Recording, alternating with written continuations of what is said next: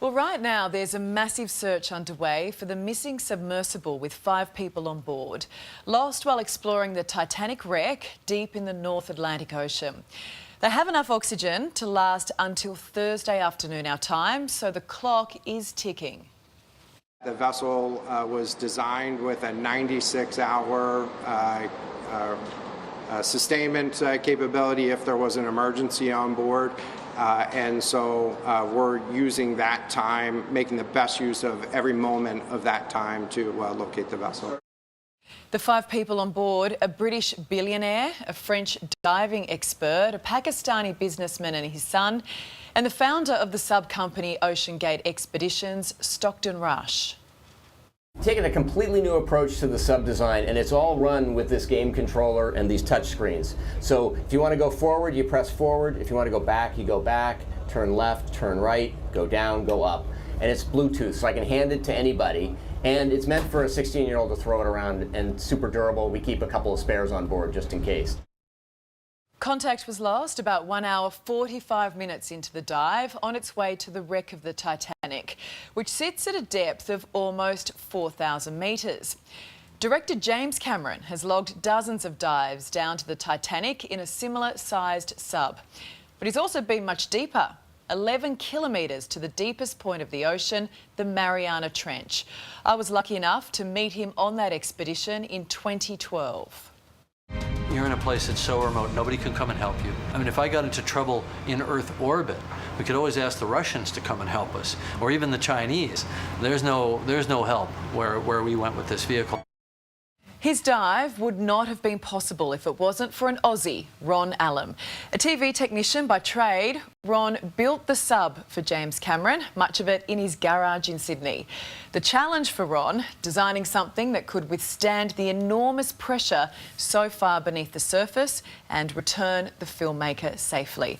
Ron joins me. Ron, really appreciate your time. There are 5 people on board this sub. They're running out of oxygen Thursday afternoon.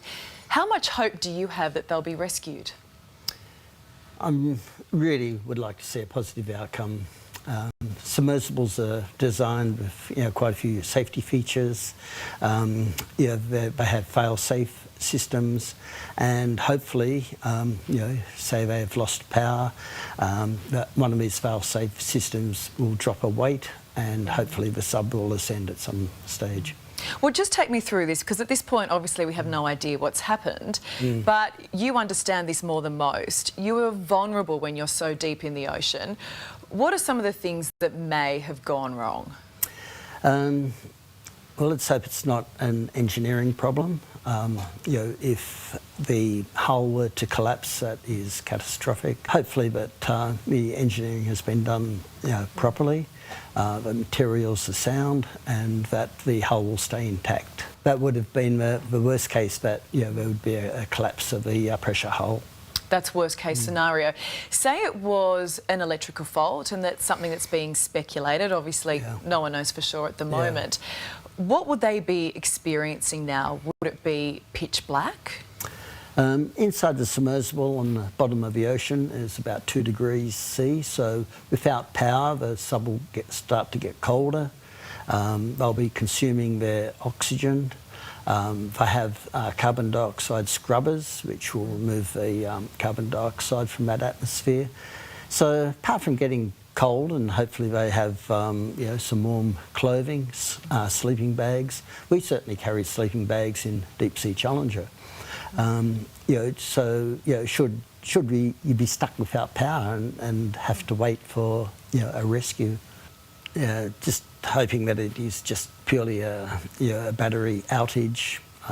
The connector may have failed, they've lost communication, that it won't prevent a fail-safe release mechanism from working. It might be a powered mechanism, you lose power, it'll release. Or it might be a galvanic release, which might take 12 or 24 hours to release a weight. And that will bring it back to the surface as well. So, and what if it is more catastrophic than an electrical fault? Look, short of going down there and looking for the wreckage, there's no rescue vehicle really. that could go to their aid. When you're diving with submersibles, often these submersibles is a one-off.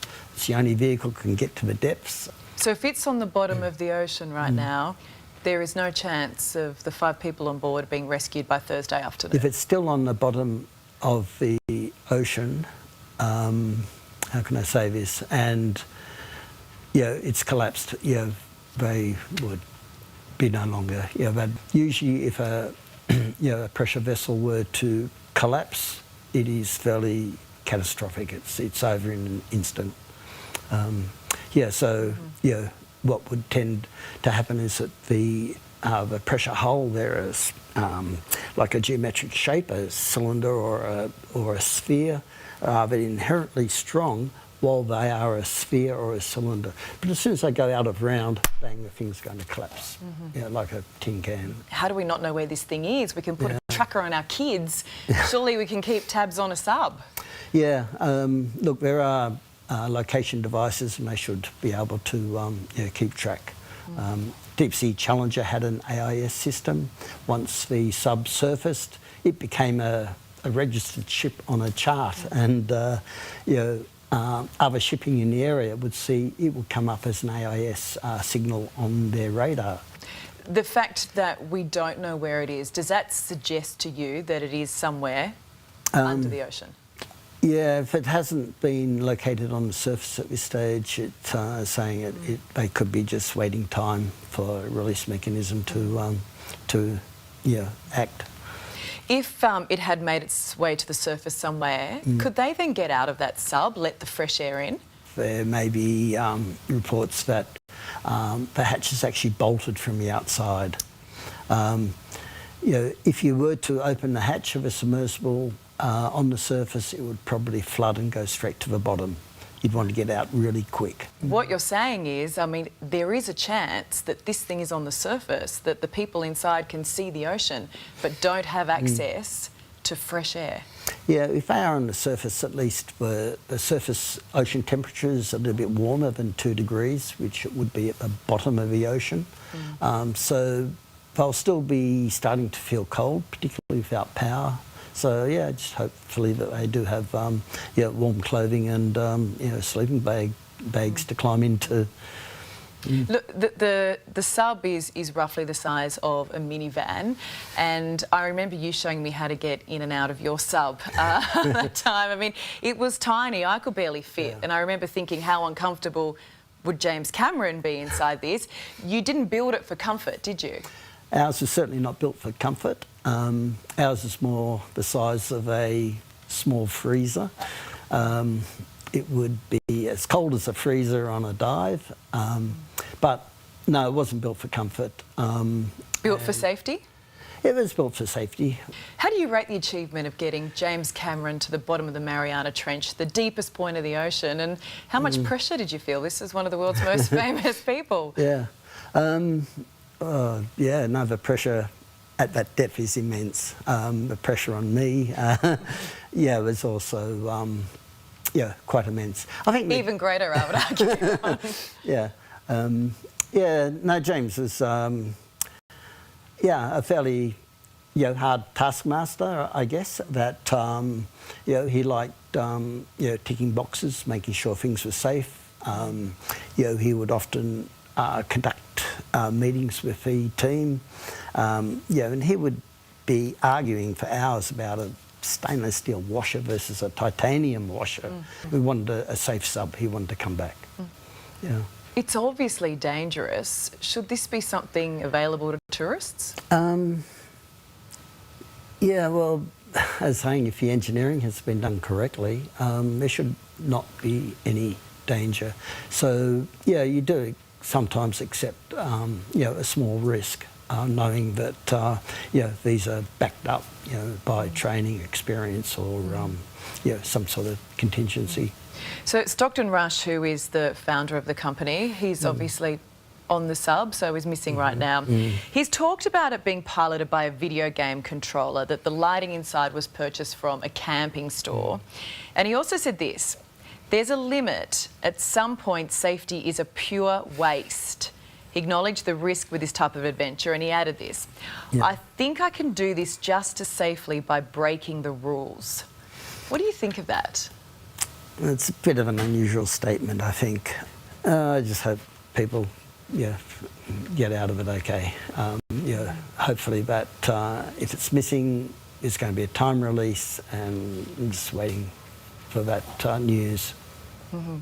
If it does pop up on the surface, do you think it'll be found pretty quickly? Yeah.